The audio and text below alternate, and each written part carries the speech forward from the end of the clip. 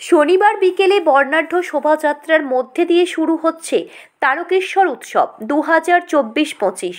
এই দিনে শোভাযাত্রায় বিধায়ক রামেন্দু সিংহ রায় ছাড়াও উপস্থিত ছিলেন হুগলি জেলা পরিষদের একাধিক কর্মাধ্যক্ষ, বিভিন্ন পঞ্চায়েতের প্রধান, উপপ্রধান, তারকেশ্বর পৌরসভার ভাইস চেয়ারম্যান সহ কাউন্সিলর বৃন্দ, তারকেশ্বর পঞ্চায়েত সমিতির সভাপতি কৃষ্ণা অধিকারী, সহ সভাপতি প্রদীপ সিংহ রায় অধিকারী, তারকেশ্বর টাউন তৃণমূল কংগ্রেসের সভাপতি উত্তম ভান্ডারী, তারকেশ্বর টাউন যুব তৃণমূল কংগ্রেসের সভাপতি চন্দন সরকার, তারকেশ্বর টাউন আইএনটিটিইউসির সভাপতি চন্দন পাল, টাউন তৃণমূল কংগ্রেসের মহিলা সভানেত্রী রীতা মণ্ডল সহ অন্যান্য নেতৃত্ববৃন্দ, বিভিন্ন স্কুলের ছাত্রছাত্রী এবং এলাকার নাগরিকেরা প্রদীপ প্রজ্বলন উপস্থিত নেতৃত্বদের বরণের মধ্যে অনুষ্ঠানের শুভ সূচনা করা হয়। উৎসবের আহ্বায়ক তারকেশ্বরের বিধায়ক রামেন্দু সিংহ রায়। চলবে 1 জানুয়ারির বুধবার পর্যন্ত। তারকেশ্বর ব্লক ও টাউন তৃণমূল কংগ্রেস কমিটি এবং অন্যান্য শাখা সংগঠনের পরিচালনায় 5 দিনব্যাপী এই উৎসবে থাকছে চমক। এবারে তারকেশ্বর উৎসবে টলি, বলি, জি বাংলা, স্টার জলসা খ্যাত শিল্পী সমন্বয়ের পাশাপাশি এলাকার প্রতিভাবান শিল্পীদেরও অনুষ্ঠান মঞ্চে জায়গা করে দেওয়া হয়েছে।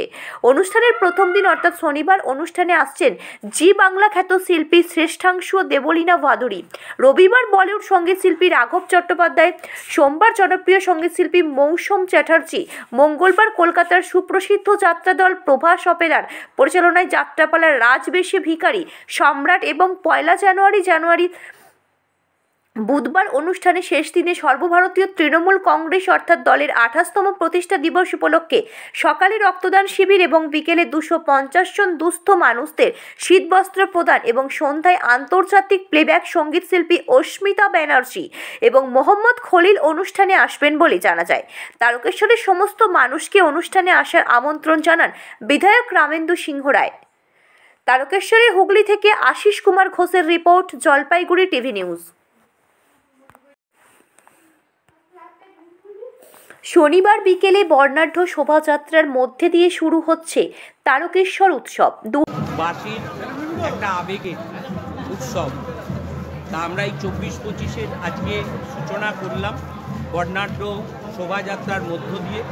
সমস্ত মানুষকে আমরা এই শোভাযাত্রার মধ্য দিয়ে আমাদের শুভেচ্ছা বার্তা পৌঁছে দিলাম, আর প্রত্যেকটি মানুষের কাছে এই বার্তাও পৌঁছালাম যে প্রতিদিন এই উৎসবেতে যেন সকলে সামিল হয় এবং সকলের মধ্যে বন্ধুত্বের বন্ধন যাতে আরও সুদৃঢ় হয় এবং ভ্রাতৃত্বের বন্ধন আরও সুদৃঢ় হয়।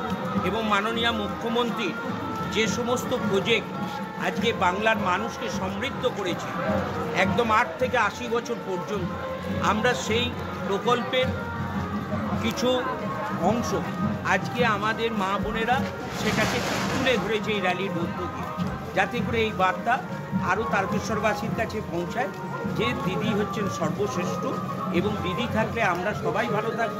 তাই আবারও সবাইকে আমরা আমন্ত্রণ জানাবো যে এই তারকেশ্বর উৎসবে সমস্ত মানুষ যেন এসে উপস্থিত হয় এবং এই কটা দিন সকলে একসাথে আনন্দ উপভোগ করি। কদিন চলবে এই অনুষ্ঠান? আমাদের 1 জানুয়ারি রক্তদান শিবিরের মধ্য দিয়ে শেষ করব এবং ওই দিন আমাদের শেষ।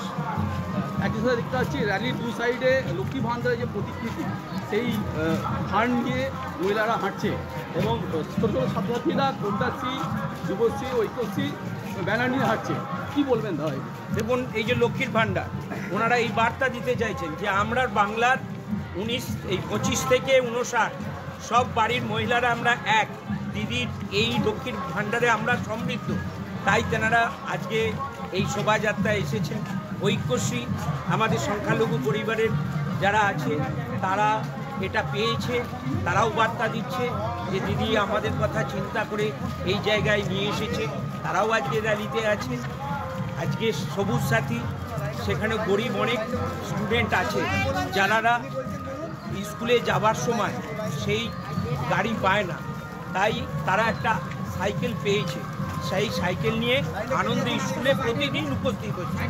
এবং কন্যাশ্রী, এটা দিদি এবং সমগ্র মানুষের একটা দিশা উন্মেষ হয়ে গেছে, যেখানেতে আমাদের কম বয়সী মেয়েদের বিবাহ হওয়ার পর তাদের শারীরিক বিভিন্ন প্রবলেম আমরা পড়েছি এই কন্যাশ্রীর মধ্য দিয়ে নির্দিষ্ট বয়স পর্যন্ত তাদের লেখাপড়ার মধ্যে আটকে রাখা এবং তার জন্যে প্রতি বছর এবং 18 বছর হলে এককালীন 25,000 টাকা তাদের অ্যাকাউন্টে দেয়া।